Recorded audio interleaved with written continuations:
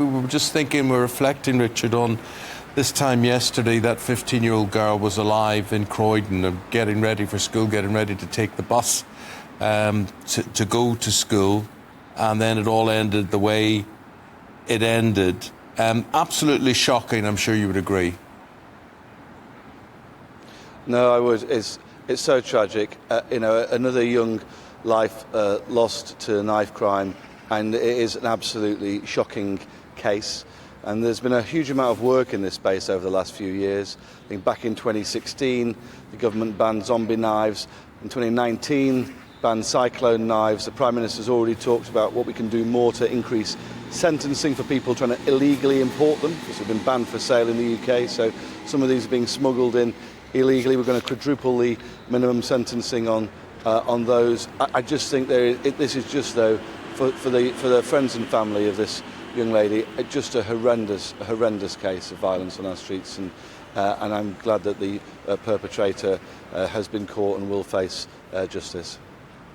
Tragically, though, people will be listening to this and think that the stats are just frankly unacceptable and the government isn't doing enough in all of this. We've seen a rise in violent crime under the Conservatives and a reduction in prosecutions in these kinds of things. This is the 16th teenager this year to lose their lives from knife crimes in this country.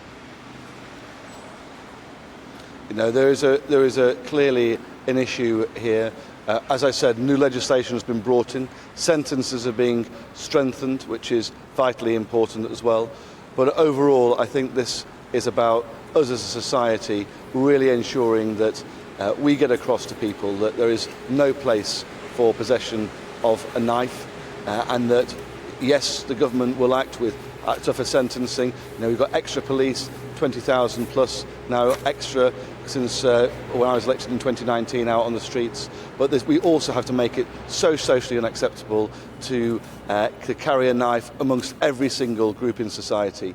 And it's just vital that we really make, you know, when we see tragic, really horrendous, tragic cases like this one, that we really get that message through to people, particularly to young people, right across the country. Do you want to see more stop and search?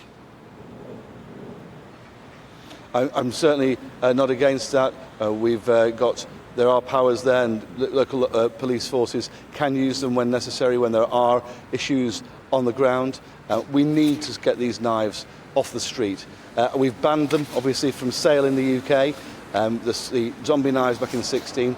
In 2019, we banned the cyclone knives. We're constantly tightening up that regulation, and we're doing everything we can to also increase the sentences for people illegally importing them as well. But this is about making sure also that if you know somebody's out there with a knife, that you report them to the police, or if somebody you're concerned about. We have to stop these knives on the street. It's totally unacceptable, and you can see from this horrendous case the tragic consequences of people carrying knives in the street. Now, Richard, you are Parliamentary Under-Secretary of State for Roads and Local Transport. We've had a big interview with the Mayor of Greater Manchester this morning, Andy Burnham, and he was talking about an integrated transport policy that he wants to introduce in Manchester. What you're proposing today and the aid that you're offering bus companies, for instance, I don't think is related to that. So explain to us, you've got £80 million to play with. What's happening to that money? Well, I was actually up on a Monday with Andy in Greater Manchester as part of that £1.1 billion over 5 years package that is very specific for Greater Manchester for the new B network. The government's been right behind the Mayor there, providing that cash for that transformation in the bus network. But today what I'm talking about is an extra £80 million for local authorities. This is for the next financial year. This is for that bus support to help them. We've seen a real issue since the pandemic, and this is the last tranche of that financial support for local authorities, 64 local authorities right across the country. This builds on This is part of the £300 million package we announced earlier this year. These are the specifics of that package for the individual local authorities concerned.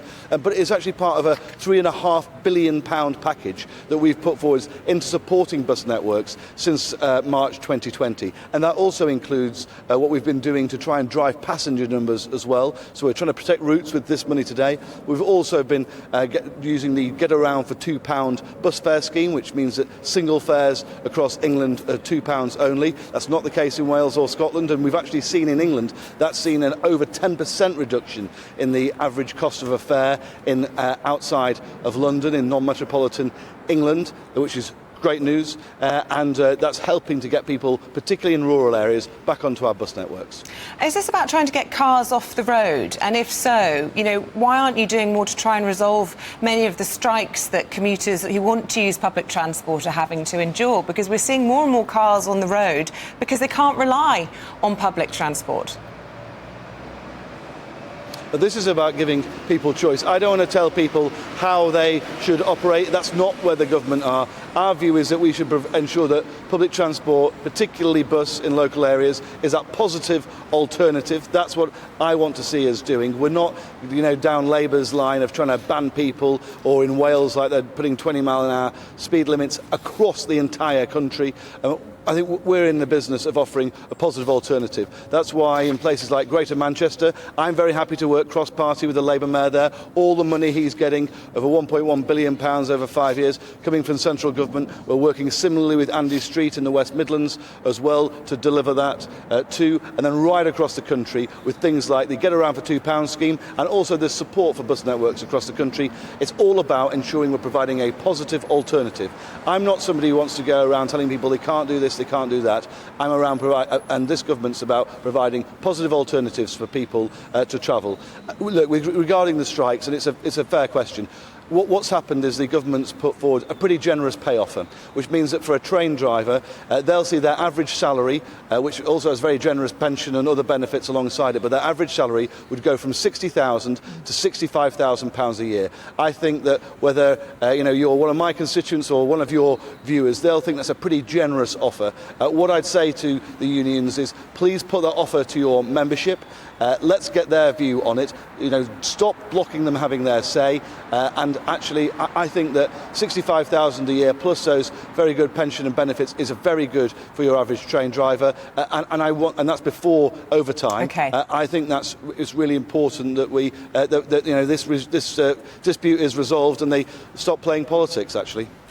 Well, Richard Holden, fascinating talking to you. We feel your enthusiasm.